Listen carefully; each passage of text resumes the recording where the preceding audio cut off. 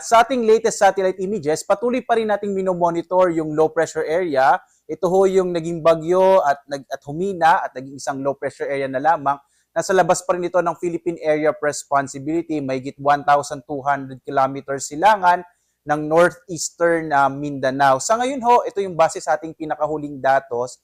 Medyo maliit pa yung chance na maging bagyo ito within the day, pero hindi natin inaalis yung posibilidad na sa mga sunod na araw, lalo na ho bandang Biyernes or hanggang weekend ay posible itong maging bagyo pa rin, mag-re-intensify at inaasahan pa rin natin na papasok ito ng Philippine Area of Responsibility sa mga susunod na araw. Bagamat sa ngayon, wala pa rin ho itong direct na epekto sa anumang bahagi ng ating bansa.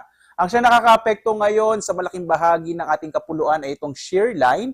Ito yung pagitan ng mainit malamig na hangin, nagdadala ho ng malaking tsansa ng mga pag-ulan, lalong-lalo na ho sa may silangang bahagi ng Luzon at ng Visayas, particular na sa Bicol region, sa may bahagi ho ng Eastern Visayas, lalong-lalo na ho sa may Samar provinces.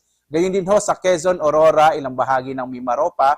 Habang ang northeast monsoon o yung amihan ang nakakapekto sa may bahagi ng Northern Luzon na maaaring magdala ho ng pulong-pulong mahihinang pag-ulan. Sa iba pang bahagi ng ating bansa, dito sa Visayas, sa Mindanao, sa Palawan, inaasahan pa rin natin generally fair weather pa rin tayo habang malaki yung chance ng mga pag-ulan sa hapon hanggang sa gabi. So maliban ho dito sa low pressure area na ating minomonitor, wala na tayo iba pang nakikita na anumang low pressure area sa labas ng Philippine Area of Responsibility.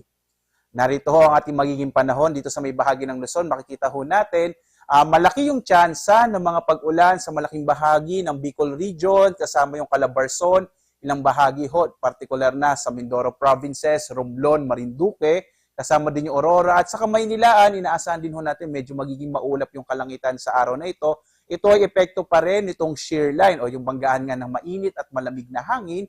Samantala, dulot ho ng amihan ay inaasahan pa rin natin ang posibilidad na may hinang pag-ulan sa may bahagi naman ng Cagayan Valley, gayon din ho sa ilang bahagi ng Cordillera.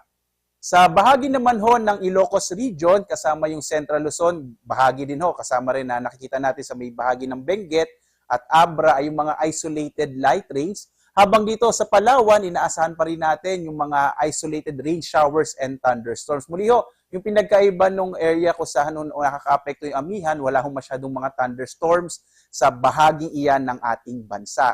Yung agwat ng temperatura natin sa Lawag ay nasa 24 to 32 degrees Celsius, sa Baguio hanggang 25 degrees Celsius, sa Tuguegarao naman ay 23 to 31 degrees Celsius, habang sa Kamaynilaan ay mula 25 to 31 degrees Celsius, sa Tagaytay 22 to 29 degrees Celsius, sa Legazpi naman 25 to 31 degrees Celsius, sa Kalayaan Islands 26 to 32 degrees Celsius, habang sa Puerto Princesa ay mula 26 to 32 degrees Celsius. Dumako ho tayo sa Visayas at Mindanao. Sa Visayas ho, nakikita ho natin yung mga areas dito sa may Samar Island, particular na nga yung mga lalawigan ng Northern Samar, Samar at Eastern Samar, malaki yung chance ng mga pag-ulan. Dulot ho yan nitong umiiral pa rin na shear line. Habang sa lalabing bahagi ho ng Kabisayaan ay asahan pa rin ng mga isolated rain showers and thunderstorms, lalo na sa hapon hanggang sa gabi. Yung agwat ng temperatura sa Iloilo ay 27 to 32 degrees Celsius, sa bahagi ng Cebu ay 26 to 32 degrees Celsius, habang sa Tacloban ay 25 to 32 degrees Celsius.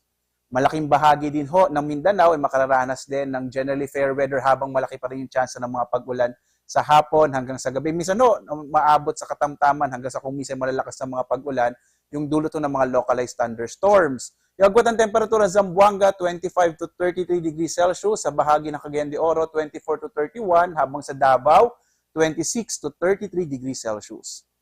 May nakataas pa rin ho tayong gale warning, no? Particular na sa mga baybay ng Hilagang Luzon, sakop po yung Batanes, Cagayan, kasama yung Babuyan Islands, Isabela, Ilocos Norte, Ilocos Sur, yung hilagang baybayin ho ng Quezon, kasama yung Polillo Islands, Albay at Sorsogon. Gayun din ho, may nakataas din tayong gale warning sa bahagi ng Catanduanes, Eastern Samar at Northern Samar. Para ho sa kumpletong listahan ng mga lugar na may gale warning, lalo na po itong mga bayan na ito, ay maaari po tayong pumunta sa ating website sa pagasa.usc.gov.ph. Punta lamang ho kayo sa Marine, under ho yan ng gale warning. Itong mga lugar ho, itong mga may pulang area, sa lugar ho na ito, inasahan natin magiging maaari yung karagatan.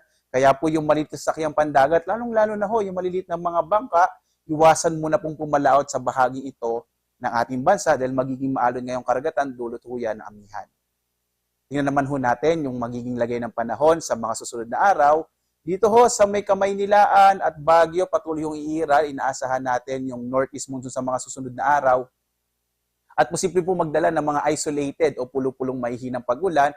Habang sa Legazpi, sa may bahagi ng Bicol Region, inaasahan natin medyo bababa ho kasi yung shear line. At dahil doon, bukas medyo mababawasan ho. Posible, mabawasan yung mga pag-ulan sa Bicol. Pero pagdating ho ng Biyernes hanggang weekend, ay muling lalakas ho yung mga pag-ulan na mararanasan sa bahagi ng Bicol.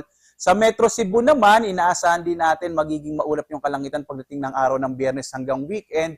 Kaya din sa Metro Davao. Inaasahan ho kasi natin sa mga susunod na araw, ilalapit ho yung low pressure area at muling makaka-apekto din yung shear line. Kaya po posible pa rin yung area ng Eastern Visayas at Eastern Mindanao, kasama din yung Bicol Region, lalo na bandang weekend, malaki pa rin yung tsansa ng mga pag-ulan. Sa Kamaynilaan, yung agwat ng temperature in the next 3 days ay mula 23 to 31 degrees Celsius. Sa Baguio naman, nasa 15 to 24 degrees Celsius, habang sa Legazpi, 24 to 32 degrees Celsius. Sa Metro Cebu naman ay mula 25 to 32 degrees Celsius, habang sa Metro Davao ay mula 25 to 32 degrees Celsius. Ang araw ho natin, sisikat mamayang 5:57 na umaga at lulubog, ganap na 5:24 ng hapon.